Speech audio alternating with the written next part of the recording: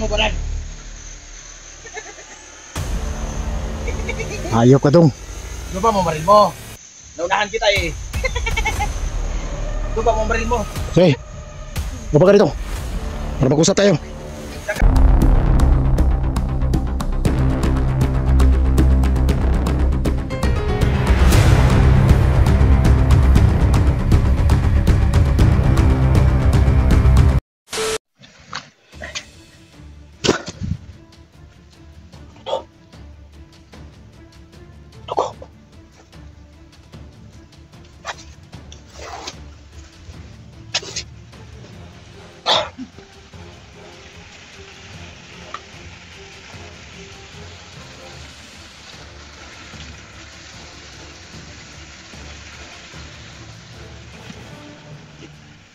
May mga dugo.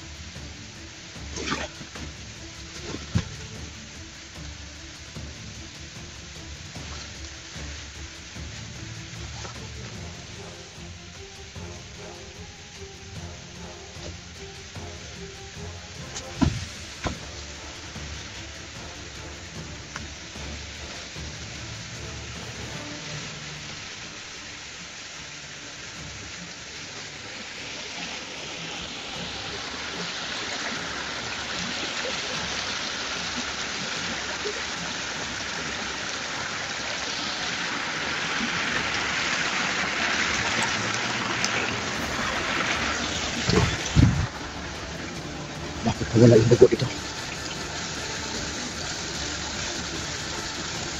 Anak ni Johnny to.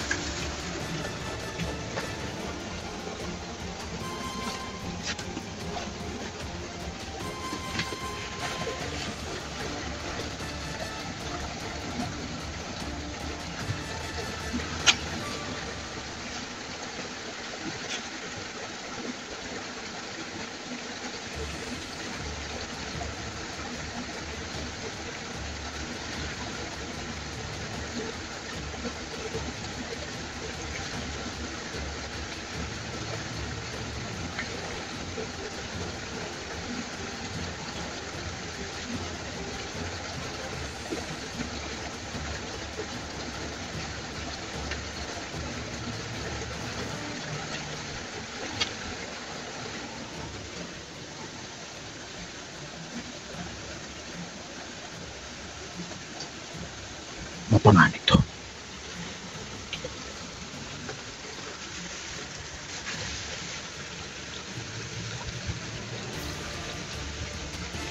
Kasi parang alam nila yung mga palawan natin. Nakagalaw namin mga igot. Kaya pala.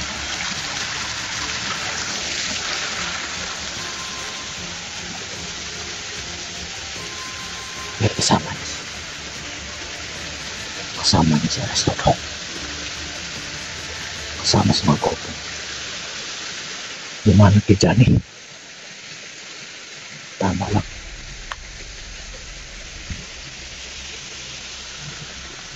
Na hindi tayo magkumpiyansa.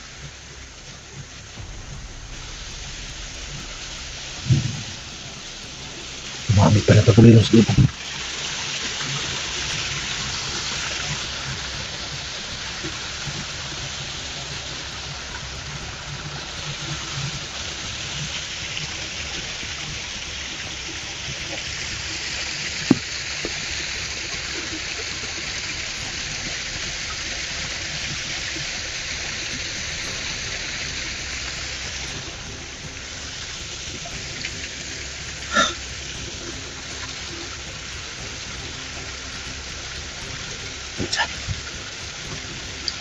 Sama kayo.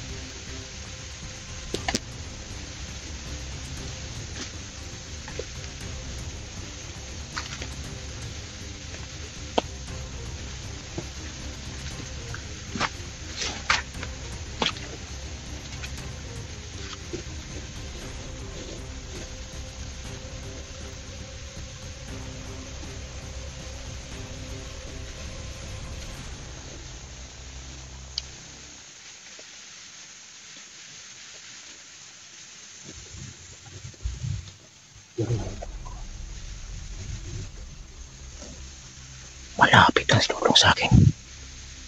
Nang masid lang siya. Ayok ka dong. Bakit ka nagkaganito?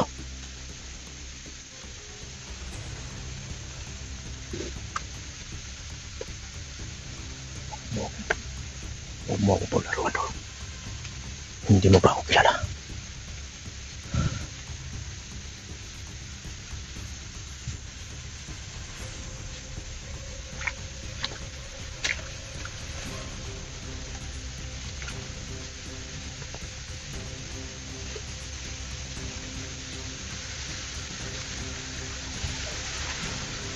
Kailangan kong sundan mo. Apa ka dyan? Bang!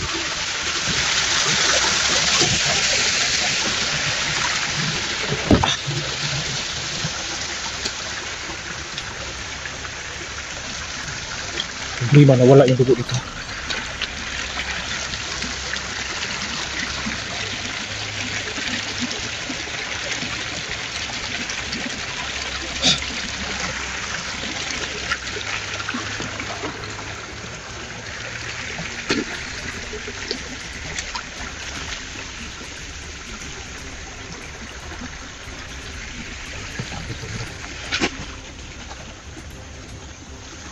Mas banyak dito.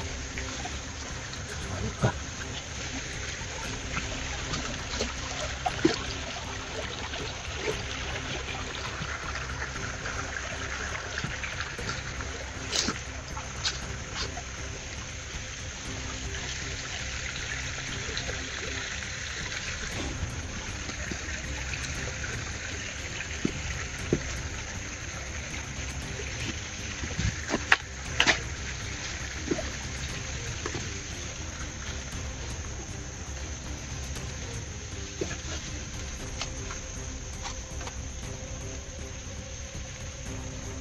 Kawawa yung bata ngayon.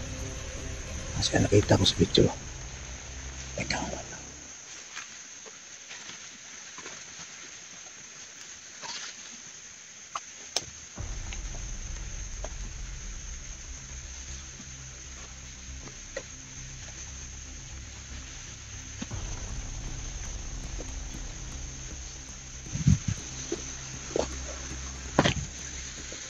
Kamay mo, Baran. Ayok ka dong. Ano ba mamaril mo?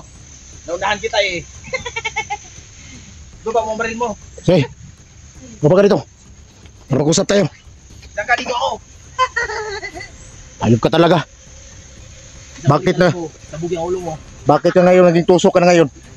Ah, Hindi ka katulad noon na. hindi naman ako mamamatay tao. Badan. Napagtutusan na ako ng gusto ko. dito sa bundok, meron akong trabaho. Dito para sa patag, wala akong trabaho doon. Baliw ka ba? Wala akong mapasukan. Alam nyo naman noon na wala akong mapasukan trabaho dahil wala akong pinag-aralan. Kahit na birth certificate, wala nga ako eh. Kulurong nga ako eh. Paano ako makapasok ng trabaho? Pero anong ginawa nyo? Pinabayaan nyo ako. Di ba, mga vlogger? Ano bang gusto mo? Gusto mo pang palagi kang dalahan ng bigas at katira doon sa inyo? Hindi naman yan. Dapat magtrabaho ka rin. Ang gusto ko, oo, marunong ako magtrabaho ba nan? Ang problema sa inyo, pinabayaan nyo ako na wala akong mapasukan ng trabaho. Yun ang problema nyo. Tapos dumagdag pa, namatayan ako ng anak. So isipin mo yun. Isipin mo. Wala akong karamay ni isa noon. Yung isa, wala akong karamay ba nan? Isipin mo yan. Kahit na ganun, Tapos na pinabayaan nyo pa ako na wala akong trabaho. hindi pa rin maganda yung ginawa mo ngayon. Para sa inyo, hindi maganda. Dahil magkaiba ang landas natin, badan. Pero sa akin, ito na ang pamumuhay ko. Dahil dito sa bundok, meron akong trabaho. Kahit ang masama mayan, meron akong trabaho, meron akong kikitain. Doon sa patag, ano ang gagawin ko? Manlilimot ako doon. Wala akong pasukan trabaho. Sigitain niya. Pero galing naman sa masama. Kaya mo yung mura mo. Di bali nga, galing sa masama, meron naman ako makain dito. Alam mo, Kung doon Dong, sa patag, meron din ako magagawang masama doon dahil walang tatanggap sa akin na trabaho. hindi katulad ka rin namin. Ay, Alam ko, bahala hindi natin ka ba naman masyadong, Mas mauna ako dito sa iyo sa bundok. alam ko. Kaya alam mo yung kung anong mali at katama. Alam ko yun, alam ko yun. Nasa isip ko na yan, badan. Nasa isip ko na yan. Alam ko yan. Kaya nga ako pumunta dito eh, dahil dito meron akong trabaho. Yan yung sinasabi ko sa inyo. Ipatakbo yan sa utak nyo. Alam mo ba, kung hindi man kita mapatay, mapatay ka rin sa mga kasama natin. Patayin nila kung gusto nila. Nasa kanila yan. Dahil ginagawa ko naman ng tama ang gusto nila. Pero kung malaman ko lang na papatayin naman din ako, di patablahin ko sila. Ganun yun. Huwag kang masyadong umasa sa agimat mo. At saka huwag kang Kahit masyadong, sa 5 kayong bumaril sa akin, di ako tatablan yan. alam mo kasi, ang may kapayo ko lang sa iyo, bilang kaibigan, pabayaan mo na yung sinumbus mo. Bakit? Kung nagbago Hindi yan ako, makatulong sa iyo. bakit kung nagbago ako, tutulungan niyo ako? Hindi naman, di ba? Katulad din noon, pinabayaan niyo ako sa patag na walang trabaho, walang mapasukan badan. So ganun yung buhay mo. Anong nangyari sa iyo? Masaya ka ba sa buhay mo dahil? Sa buhay Masaya mo ngayon? dahil meron akong trabaho, di ba? Ganun yun. Kung diskarte lang ang iisipin badan. Meron naman akong diskarte eh. Ang problema, wala akong pinag-aralan. At wala akong kahit isa birth certificate o ID man lang. Kaya nga ako nandito kasi hindi ko makapasok sa bundok sa patag eh. May paraan yan. Kung gusto mong makumpleto yung buhay mo. So dapat mo rin gawin. Diyan, kaya mo bang bumaba ng patag? Bakit hindi ko kaya? Meron akong mga paa. Alam naman na marami ka ng mga taong nagrabyado. Hindi ako margabyado sa kanila. Yung boss ko, napagpupusan ng mga kubadan dahil yun ang trabaho ko. Hindi man kaya ng aking puso at isipan badan. Pero kailangan kong gawin dahil meron akong anak na binubuhay ngayon. Baliw ka ba? Bakit ano yung nasa isip mo? Alam mo na mga hindi na tama eh. Ang hirap ko namang maintindihan badan. Alam mo nga namang wala akong trabaho. Pilitin mo ako bumaba na patag. Ano yung ipapakain ko sa bibi ko na 9 na buwan pa lamang? Ano yun? Ano ipapakain ko doon? Anong ipainom ko ng gatas? Di ba wala? Dapat tinulungan niyo ako makapasok man ng trabaho para meron akong permanent na trabaho doon. Pero hindi ko kaya yung ginawa mo. Kinakain mo yung anak mo sa masama. Yun Yung na kaya nga yan. sinasabi ko sa iyo eh. Kaya nakakain yung anak ko nang galing sa dito sa trabaho ko, sa bus ko, kasi wala nga akong trabaho iba. Sinasabi ko sa inyo, kung tinutulungan nyo lamang ako noon, meron akong trabaho na marangal. Di ba? Ang hirap mo na mapaintindihan baran. Bahala ka na. Ang sa akin lang, kahit pa paano makatulong ako sa'yo. Pero kung ayaw mo talaga, Anong tulong may bigay mo badan? wala na akong magawa. Ano badan? Anong tulong? Yung pagbabago, Pagbabago? Palagi na lang ako nagbabago badan, pero wala akong napapalan sa patag. yung pagbabago at saka kontento sa buhay. Kung anong mayroon ka. Kumpito naman ako badan eh. Kasi ganito na makikipatayan ka katulad Tatanungin namin kita lagi. badan. Tulad mo. Kung bababa ako sa patag at sasama ako sa iyo, bakit? Tutulungan mo ba ako? May tutulong ba sa akin doon? Ha? Oh, bakit hindi ka makapagsalita? Di ba wala? Kasi sa totoo lang, pag sumama ka sa akin, wala nga akong mapakain sa'yo eh. Oh, yun yung sinasabi ko. Paano yung anak ko? Ha? Pagtrabaho ka na parehas. Malaki ako. Ako, wala akong pinipiling trabaho. Pero ang trabaho yung hindi gusto sa akin. Dahil wala Ganito nga yung akong ginawa mo. pinag-aralan. Wala akong kahit birth certificate o ID. Ay, nako, Paano yan? talagang yung iniisip mo, kumanda ka talagang walang birth certificate pag nandito ka palagi sa bundok. Paano ko ba nga sususuhin? Hindi nga ako marunong magbasa. Ha? Hindi nga ako maski grade 1 preschool, hindi nga ako nakapag-aral eh. Badan, kaibigan tayo. So, kailangan mo umalis, Badan. Kahit ang masama ang loob, umalis ka na. Alis! Wala akong kalaban! Kalaban! Wala! Dito! Traitor ka dong. Eh! Wala! Bakit lang muna? Ang klaseng tao yan? Walis! Tumakbo yun, tumakbo! Lakir? Lakir! Sino yan? Badan! Bataan? Oh! Pero feeling ko nakawala na yun! Tara, lakir natin.